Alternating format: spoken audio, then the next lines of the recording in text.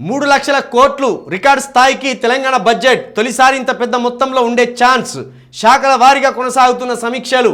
వచ్చే నెల ఆఖరులో అసెంబ్లీ ముందుకు ప్రవేశపెట్టనున్న ఆర్థిక శాఖ మంత్రి బట్టి విక్రమార్క ఈ ఏడాది 80% లక్ష్యాన్ని చేరనున్న అంచనాలు.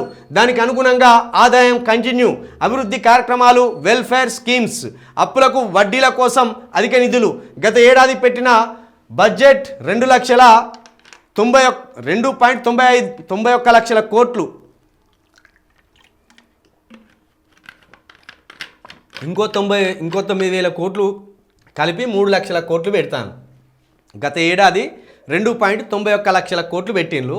దానికి ఇంకో 9 కలిపి 3 లక్షల కోట్ల బడ్జెట్ని 3 లక్షల కోట్ల బడ్జెట్ని ఈ అసెంబ్లీ సెషన్లో పెట్టబోతున్నట్టు కూడా ఇక్కడ వార్త వచ్చింది.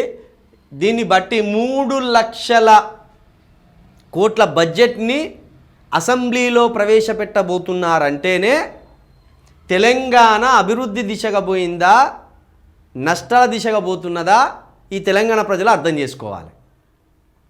ఆదాయం ఉంటేనే ఆ ఆదాయానికి తగ్గట్టు రాబడులు, అప్పులు ఏవైనా ఉంటేనే ఇంత బడ్జెట్ పెట్టే దమ్ము ఉంటుంది.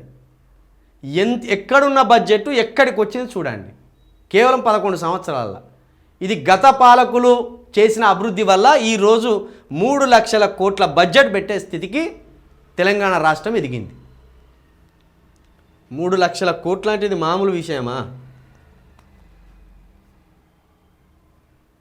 దీంట్లో ప్రధానంగా సంక్షేమ పథకాలకు సంబంధించి, అభివృద్ధి కార్యక్రమాలకు సంబంధించి, అప్పులకు సంబంధించి, అప్పులకు కట్టే వడ్డీలకు సంబంధించి, వీటన్నిటికి సంబంధించి కూడా ప్రతి శాఖ నుండి కూడా సమీక్షలు నిర్వహించి ఏ శాఖకు ఎంత బడ్జెట్ కేటాయించాలి, మనం ఇచ్చిన స్కీములకు ఎంత బడ్జెట్ కేటాయించాలి, అప్పులకు కావాల్సిన వడ్డీలకు ఎంత కేటాయించాలనేది మొత్తం ఈ బడ్జెట్ సెషన్లో లెక్కలేసి వాటిని అసెంబ్లీలో సమర్పించబోతున్నట్టు కూడా నిన్న జరిగిన సదస్సులో బట్టి విక్రమార్క గారు వెల్లడించినట్టు తెలుస్తుంది.